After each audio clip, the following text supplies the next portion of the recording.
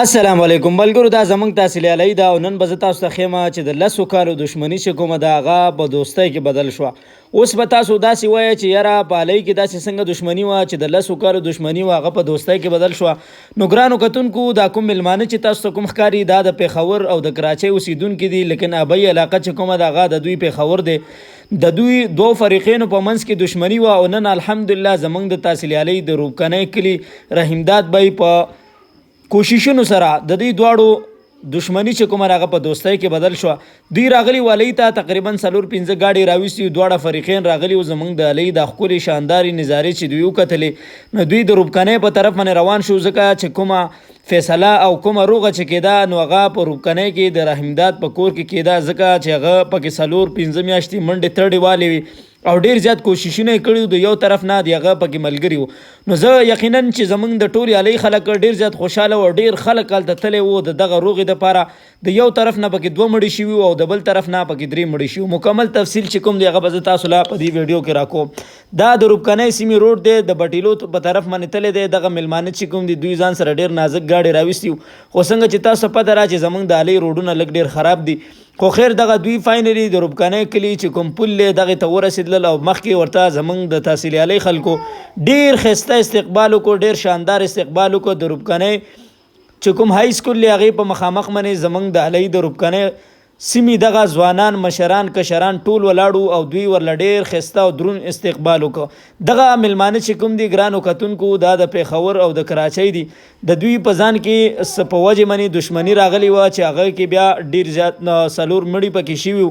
او نو نن زمونږ د تحصیل علی د روبکنۍ کلي رحیمداد بی په کوششونو سره او د نورو ملګرو په کوششونو سره الحمدلله نن دغه دښمني چې کومه را دا په دوستۍ باندې بدل شوه او نن الحمدلله د دوی روغه چې کوم دا دان زمونږ په تحصیل علی کې وشوه. ګرانو کتونکو، مخکې چې رالو نو دې ماشومانو سره لاس کې ګلونه او په دغه میلمنو باندې وشیندله.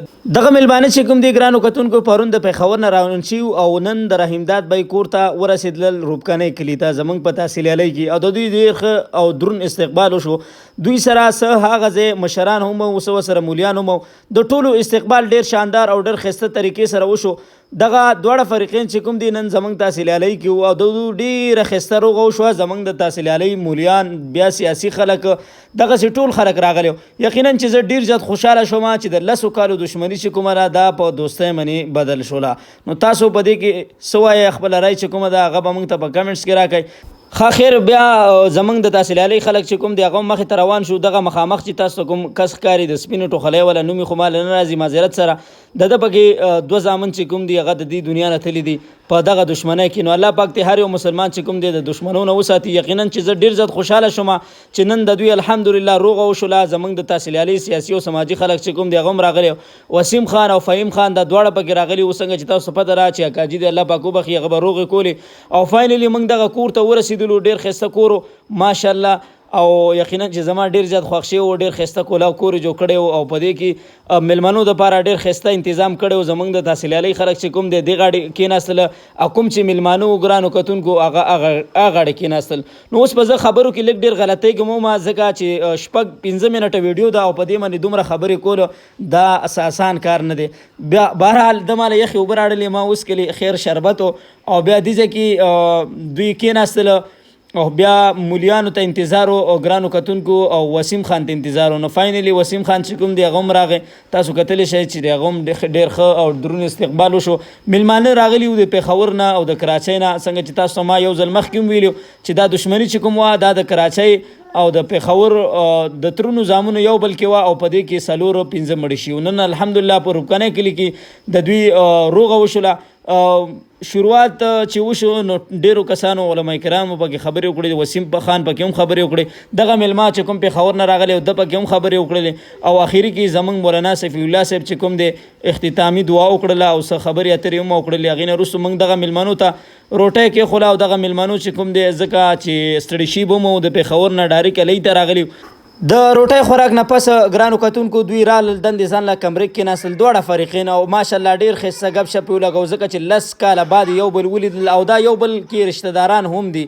نو یقینا زه ډېر زیات خوشحاله شوم او بل د دوی فیوریټ چې کوم دی کاوه ده نو ما هم دا کاوه وڅکله او ما هم سره اشنا ولګېده. بیا الحمدلله دوی یو بل سره ملاو شو 10 کاله بعد دوی یو بل سره غاړه میلاو کړه، یقینا چې ډیر زیات خوشحاله و. دا څومره چې تاسو ښکاري دوی یو بل سره 10 کاله بعد میلاو شو، ځکه چې 10 کاله د دوی دښمني وچلېده. نن الحمدلله زموږ د تحصیل علی خلکو په مهنت سره د دوی روغه وشوله او فاینلی بیا د ربکنۍ کلي نه د دوی رخصت وشو ډېر ښایسته طریقې سره.